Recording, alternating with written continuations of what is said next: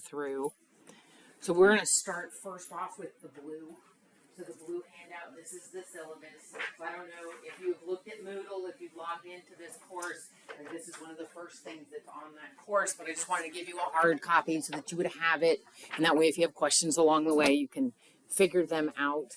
So this is general organic and biological chemistry. This is the lecture class.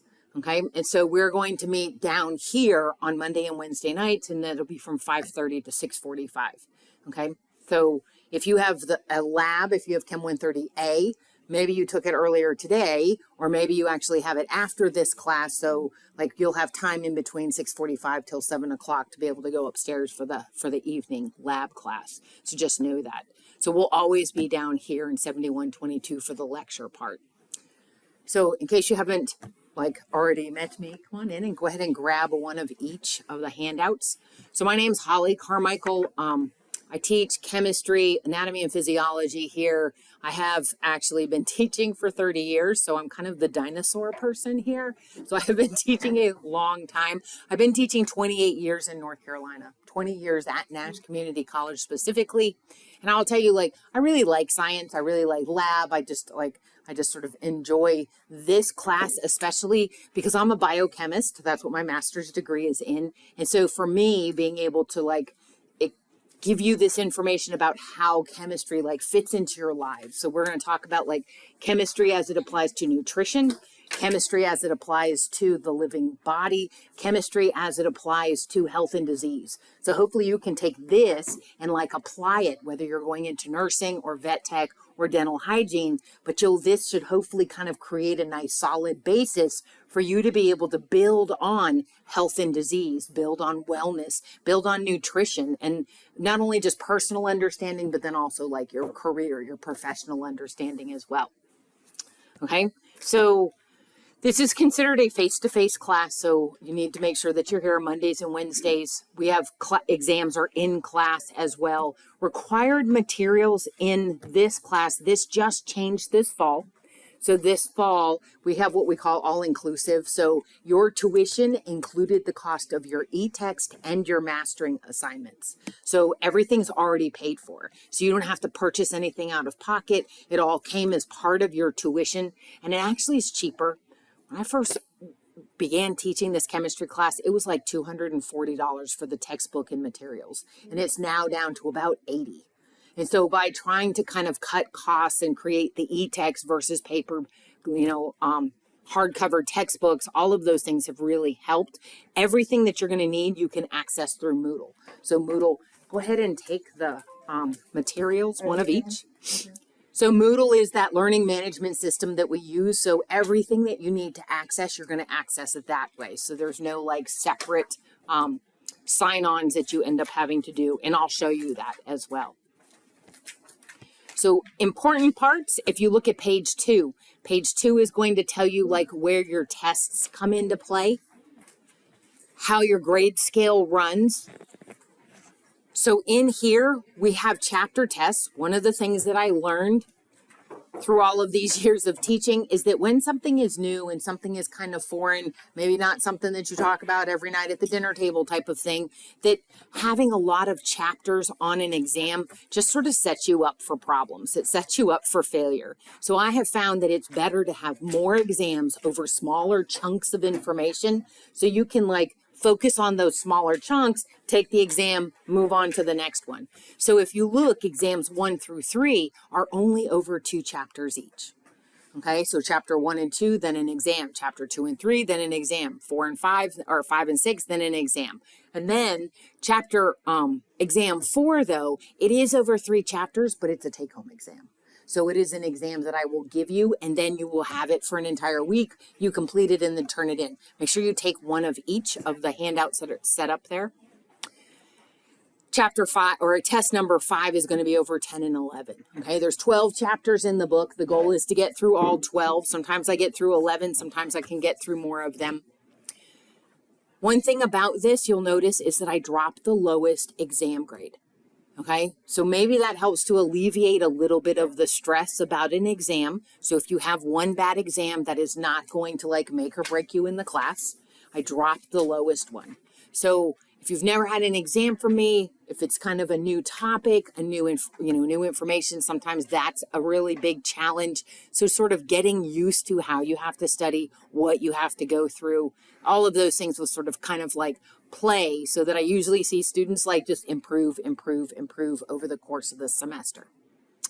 The final exam, it says it's cumulative, but it's not a true cumulative. It is over the previous chapter test, but I will actually give you a review that will tell you the topic in each question. Like question 1 will be cover this topic. Question 2 will cover this topic. So you'll be able to sort of focus your study for that final exam, and it'll be over material we have covered in the class. So it won't be something way brand new that you've not seen before. Okay, so looking at that 64 and 15, so that's like 79% of your grade comes from these exams, but then 21% of the grade, which is almost an exam and a half, that comes from what you do as part of your preparation and your assignments that you complete outside of class. So think of that as being like, you should get 100. That counts like an exam and a half. That should count as 100 averaging into your score. So those are the mastering assignments. I've got information on chapter 3 about the mastering assignments. There's really 2 kinds of grades. You have pre-lecture assignments. Pre-lecture are just like that. Pre-lecture assignments are a set of questions. Usually it's going to take you about 45 minutes or so, depending on the size of the chapter. 45 minutes spent going over questions that are going to be related to what's in the chapter. Now, some of these questions are like just true false. Some of them are just multiple choice matching. Some of those drag and drop kinds of questions. Some of them you may have to like look through the chapter in order to be able to like focus on, okay, well, what is this talking about? Sometimes it'll be more of a tutorial setup, so it'll give you a little bit of information and then ask you questions. But the pre-lecture, the goal with this is to get you to look through the chapter before you come to class. Because if you come to class and you haven't even looked at chapter 2, when we start talking about it, when you start hearing things about like alpha and gamma and beta particles, you're like, I've never heard any of this before. But if you've done the pre-lecture, then you've at least seen it. Now, it might not be like hard understanding, but you've seen it. The questions in the pre-lecture are pretty simple. They're not like high level of difficulty. They're the simpler kinds of questions, but it's going to get you to like see it once. Then when you come into class, we talk about it. Now you've seen it twice. And then afterwards, you go home and you have your post-lecture assignments. That's going to show you this 3 times.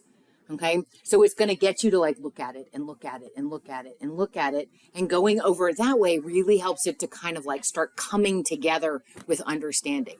So you pre-lecture questions, you've got to make sure that you get those done before we start the chapter. So those close at 5 p.m. on the night that we start that chapter.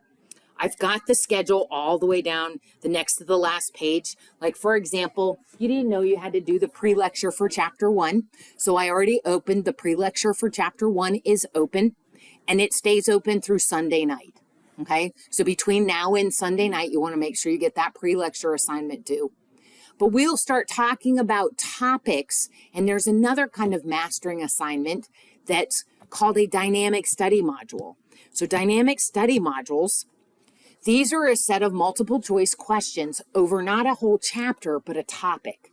So the one that's due Sunday is all about understanding matter, which is all about like pure substances and mixtures, solids, liquids, and gases. We're going to talk about that tonight. So since we talk about it tonight, I want you to do that dynamic study module because that's going to help you review it. And so they have found that if you cover things or review things within a short period of time of having it in lecture, that it helps you retain it. So it's going to help you to remember it. So you are always going to end up having things due on Sunday nights. That doesn't mean that you can't do it on Thursday night or Friday night or Saturday morning, whenever you want, Sunday morning when the kids are all watching, like still sleeping, whatever. So if you, any time between now and Sunday night, you can do these assignments. So don't think to yourself, oh, I can't do them till Sunday night. That's not what I mean. When I say it's due Sunday night, that means it's going to close on Sunday night. So you need to make sure you get it done before. Some of you work Monday through Friday, 9 to 5. Some of you work like Friday, Saturday, Sunday night. So depending on what your work schedule is, you want to kind of sit down and figure out, okay, when am I going to have chunks of time to get this done? That's the dynamic study modules. And then the last one is what they call the post-lecture homework. So once we finish chapter 1, then you will have a post-lecture homework, which is basically a review of all of chapter 1 questions. So you'll go back and do those, and those will be due the Sunday night after we finish the chapter. So these will never be due until we've covered the material in class. The pre-lecture you want to get done before we start that chapter so that you have some idea of what we're doing. So where do you find these? So you find these things in Moodle. So if you've logged into Moodle, you should have your list of courses. Go ahead and take one of each of those. And here you'll need a, oh, you got an extra, good, because I didn't know. I thought I'd printed enough of them out, but then I was like, maybe I didn't. Okay, so looking at this is Chem 130, this is section 21, the night class. And so first thing that you can see is there's the syllabus. So if you lose that blue copy, there's the syllabus right there. The second is the assignment links to mastering. You've already paid for it as part of your tuition, so you don't need an access code. You don't have to go buy anything at the bookstore. All you have to do is like click, agree, and you're in.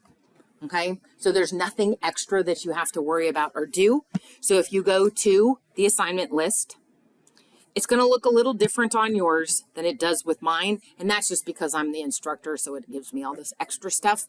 But here's kind of what it looks like. So when you look at this, they've got a list, and oh, see this up at the very top? See where you have, you can look at it specifically just as a list. That's the little 3 dots with the lines. But I like calendar because I kind of like looking at it on a calendar view, because calendar lets you see easily like when on the calendar things are due. So notice things are due on Sunday nights. Okay, so you've got some assignments that are due on the 20th. That's this coming Sunday. Assignments due on the 27th, the next Sunday. And then you've got like pre-lecture 2 due the 28th, because that's when we're going to start chapter 2. Okay, so that'll be due the night that we start chapter 2. So in this, you can go through and use this, like the list type, but I kind of like the calendar view for it. So just to show you, like for the pre-lecture, so notice it tells you like when it's due, when it's available. And so if you click on it, let's look at student view, it'll come up and look like this. It is going to give you an idea about how long it's going to take you, so that can kind of help you judge how long you've got to work on it. Then it goes through and it has sets of questions. So the kinds of questions that you're going to see is oftentimes they give you something to read. So like it says, matters anything, takes up space and has mass, gives you this background information, and then it asks you questions. This one is one of those drag and drops. So you just grab the which one you think it is. I don't know if it's going to let me do it. I have to flip my computer and use the cursor in order to do it. And so in this, it is, I want you to take each of these, and I'm not looking at them, I'm just like more or less, like you'll go through by reading this information at the top. That blue box gives you background information to help you make these choices. Okay, so you go through, make all of these choices. I think that's this. You get done and you're like, okay, submit. And it says no. Okay, I didn't really look at them, but it tells you no, and it says you sorted 6 out of the 7 items incorrectly. If that's the case, okay, then you really probably want to go back and like look at the e-text, because you're like, maybe I need to read a little bit carefully about this. You have 3 chances to answer this correctly. Okay, so the first chance, and it doesn't deduct points if you make a mistake in the first 2 choices. You have 3 chances. Here's where you want to go. If you're not sure and reading that blue box does not help, go to review. So this little review, when you click on it, it'll actually say, this is where the information comes from, this part of the e-text. So you can actually click on it and it will take you directly to that section in the e-text so that you can read. So it's all about classifying matter, about the differences between pure substances and mixtures. So now you can read through this, get a better idea for what that question's asking about. Then when you're like, oh, now I think I've got it, then you can go back. It's not that one. That was something else I was looking at. Then when you go back to the question, now you might be able to sort these. Okay, so then you're like, oh yeah, okay, I know this one belongs over here. Oh, this one belongs, so it can help you and sort. Then you can submit again. If you still get any wrong, then you really want to be careful with your third try. Okay, so you get 3 tries before you're like, it'll tell you mistake, and then it'll tell you the right answer.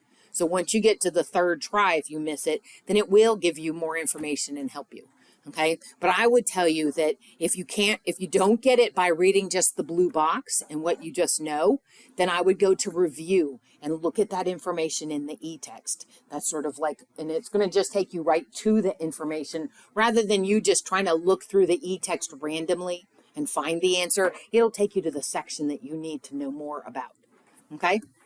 All right, so that's like the pre-lectures. And the post-lectures work the same way. Post-lecture questions don't close until after we've covered it. Hopefully that you can move right through because we've talked about it in class. We've done examples of it in class, so you should move straight through. Now the e-text, the link is right here. Okay, so in Moodle, the assignment list is right under the syllabus, and then the e-text link is directly underneath. And it will take you to wherever you were the last time you looked at the e-text. It actually saves your spot, which is nice because if you're on chapter 6, you don't want to have to scroll through chapters or try to find things. And so in this, so you have like the home, there's table of contents that you can do. I don't know what you're doing. Table of contents here. And so this can allow you to look like here's information for chapter 1, 2, 3. So you can scroll through 1, 2, 3, 4, 5, 6. So I told you there's 12 chapters total. So you can go to individual chapters.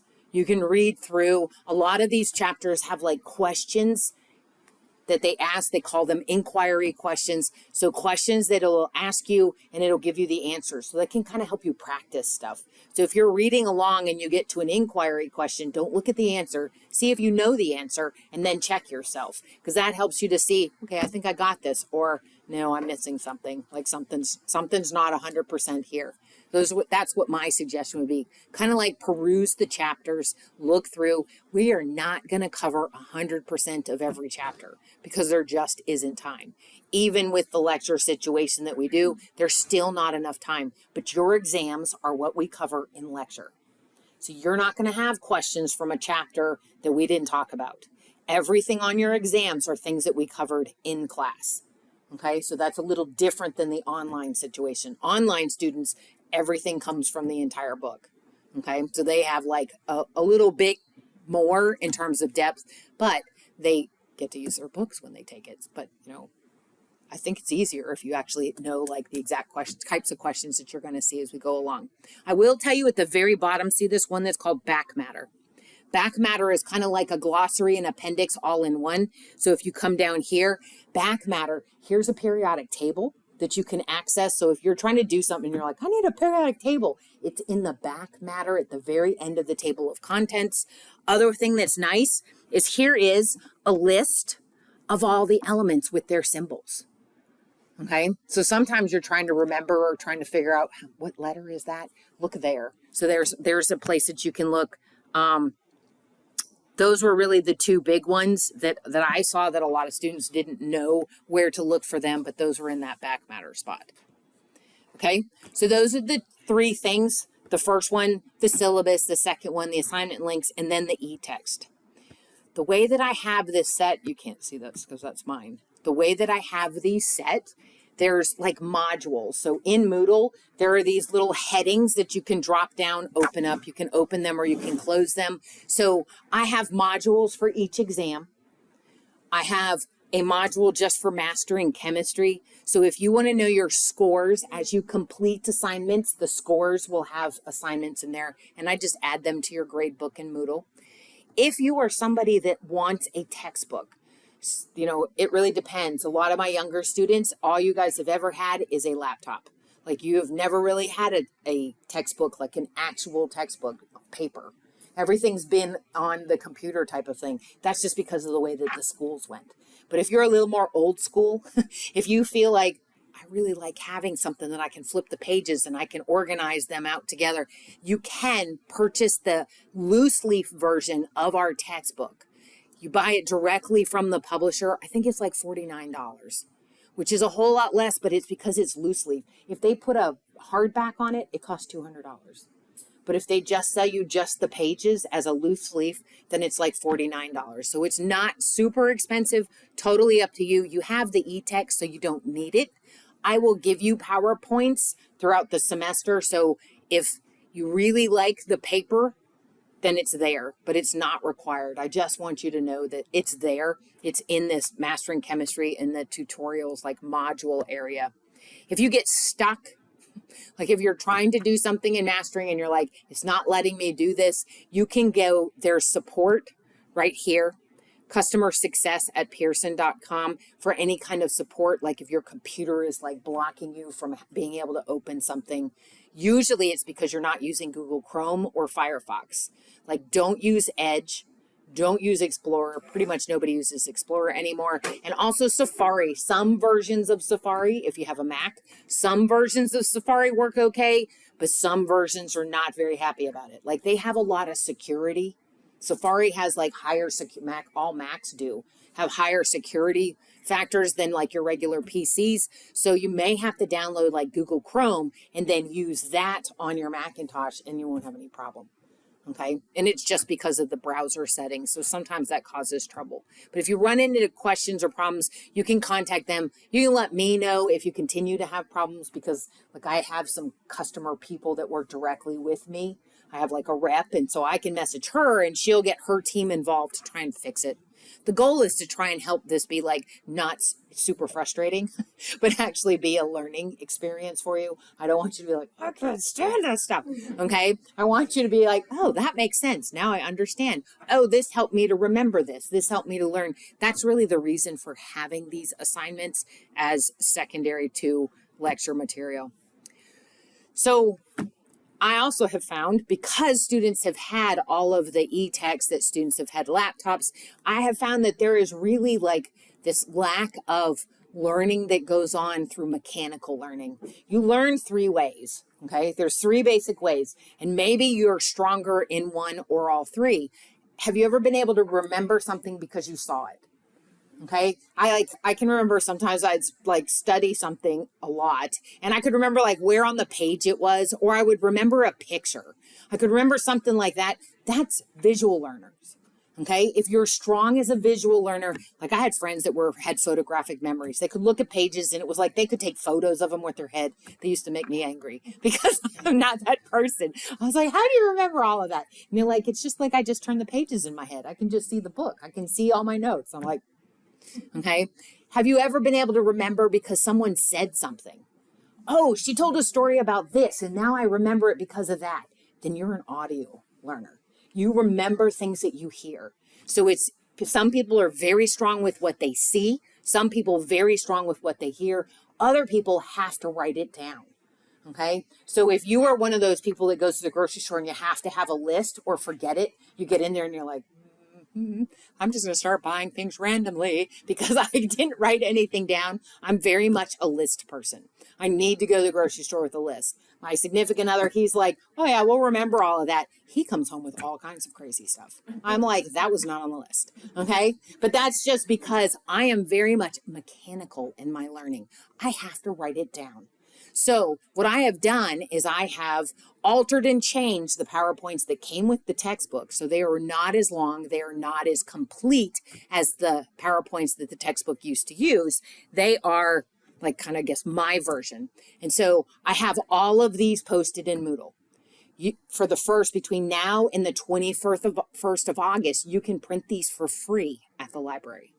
Okay. So I printed out the first chapter. So one in your packet, you have the first chapter. The way that I have them printed, I print them as a handout. So you see that there's 3 slides and then there's lines where you could add notes. So I'm going to encourage you to try to use this tonight.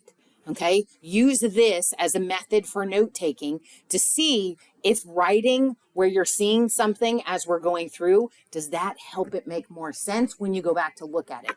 I've seen a lot of students that come in and they have a notebook. And they start taking notes in this notebook at the beginning of the semester. But then they take this notebook to psychology. So there's like chemistry notes.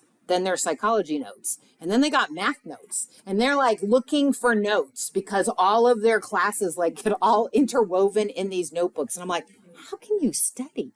Like, how can you organize it that way? And they're like, I don't know. I just flip through.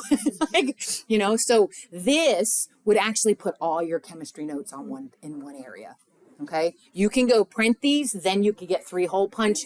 All you have to do really is just bring the chapter. You don't have to bring all your PowerPoints. Some students put them all in one binder and bring it with them every time. You really just need one at a time, or just bring chapter 1 and 2 for that first exam, then bring 3 and 4. So if you find that this is helpful, you can find these. These are all in Moodle. These are all right here. All the ones that I'm going to use this semester, 1 through 12, already done. Okay? So you can download these and print them. And I'll show you really quick. When you go to print, if you want to print it like a handout like that, you go up to File and you go to Print. And when it initially comes up, it's going to show that it just wants to print 1 slide per page. That'd be a lot of trees. Like you'll be killing a lot of trees if you end up with like it'd be more than your textbook. So instead of print full page slides, click that, and that's where you can go to handouts. Okay? So if you go to handouts, now it's going to print like this, like how I have it. Okay? So if you find that that's helpful, then those are options for you. Just print them as a handout, print them back, front to back, and that way you're not using so many pages. I have tried to trim this summer. That was one of the things that I did this summer, is I tried to trim some of these slide numbers down to try and get it to like, so that it was only 15, 17 pages per chapter. I was trying to get it down so it wasn't quite so many pages. So I tried. I think it's better. It's definitely better.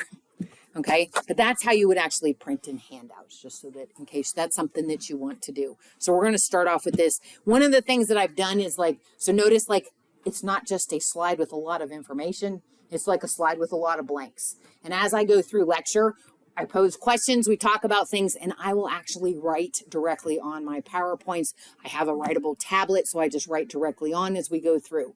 If you have a laptop or if you have a writable tablet, something that you want to use, I don't care. Okay, I don't have a problem with you having any kind of a computer on, in lecture. If it helps you in your learning, then that's all the better. Okay, the only thing I ask is like, don't be like surfing the web, shopping, looking at Facebook, looking at YouTube, Instagramming. I don't know. Don't be doing all of those during class, just because it can be very distracting for people that are behind you. Okay, and so everybody's like trying to get this information down to be able to move on to the next step in learning. So that's the goal. But you'll see there will be some things like this. Here's an example where this is really going to help if you have this PowerPoint, because here is like a set of questions. And so I will tell you, okay, you've got 3 minutes to answer this. And so I'll like stop, give you a chance to go through. If you don't have this already written down, you're going to spend your 3 minutes just trying to write these words down. Okay. And so then I start going over it and you haven't even had a chance to be able to like try to solve it. So there's a lot of math questions that we will do like that. Like here, we're going to do balancing equations. So I have lots of balancing equations. I will stop, give you time to do it. Then we'll talk about it, work on it, and then we're going to continue on. So same thing with these. So doing unit conversions. So being able to go through and have time to answer and not worrying about, oh, I have to write this down, and you're trying to scribble down all of your notes and everything when everybody else is already solving problems. Okay. You can download the PowerPoints and like have them directly on your tablet, on your laptop if you want. That's fine. You can use them directly from there. The only challenge is like putting your answers in things. And then where are you putting it? And how are you going to go back and make sure that you can find this slide and find your answers? Because I want to, you want to make sure you keep your notes in the PowerPoints together as you go along down and through. Okay. So that's kind of, I have tried to come up with, I've tried to come up with as many different ways for you to learn as possible. Because like I said, you might be auditory, you might be visual, you might be mechanical. So whatever like works the best for you, I have tried to kind of give you all different possible options. After I finish a lecture, I actually record my lectures. I'm recording the syllabus now, just for anybody that missed class, but I'll post them. Those get posted in the exam modules.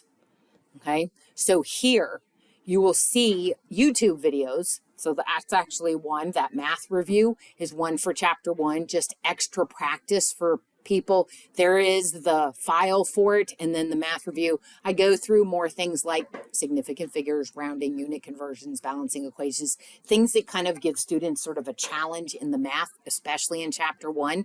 So if you see this, okay, you'll see like Chem 130, 21, chapter 1, types of matter lecture. So like I'll tell you what the topic is. When you click it, it's going to take you to, I can't stand listening to topics that okay, but this goes through, there's examples and we'll work through them.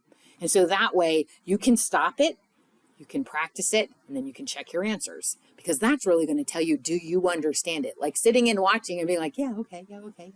But if you can actually stop a video and answer the question and then you check it and it's right, then you're like, I got it. Okay, I think I can do this. And if not, well, let me watch the next one because I got to try this one. I'm just going to keep practicing. So that's how I post all of my lectures. So all my lectures, they'll have a YouTube link. So this also comes in handy if you're somebody that is an auditory learner. Sometimes listening to things helps you remember it better. So I have had students actually listen to lectures, not necessarily watch them, but listen to parts of lectures. If you're absent, something happens and you miss a class, the lecture will be posted. So if you don't want to be, like if you miss class on Monday night, if you watch the lecture that's posted like on Tuesday night before you come to class on Wednesday, you're not going to be behind. But I can guarantee if you miss a class, when you come the next time, we're on a totally different topic. Okay, so this will like kind of keep you rolling. So a lot of students will either one, go back and watch the lecture if there were some things that they weren't 100% sure on, or if they miss a lecture, they go back and watch it. Just because, like I said, just depends on how you learn. Okay, do you learn better by seeing, hearing, or doing something? So those are all things that I post and try to like help you in your learning. And if there's anything else that you can think of that would help, let me know. Like if there's a certain topic you're having a hard time with, you let me know. And I mean, I can do like a lecture video, like a tutorial type of thing. I've done that as well. Any questions on that? Any questions on the assignments that are going on through the semester? Not there, here. Okay.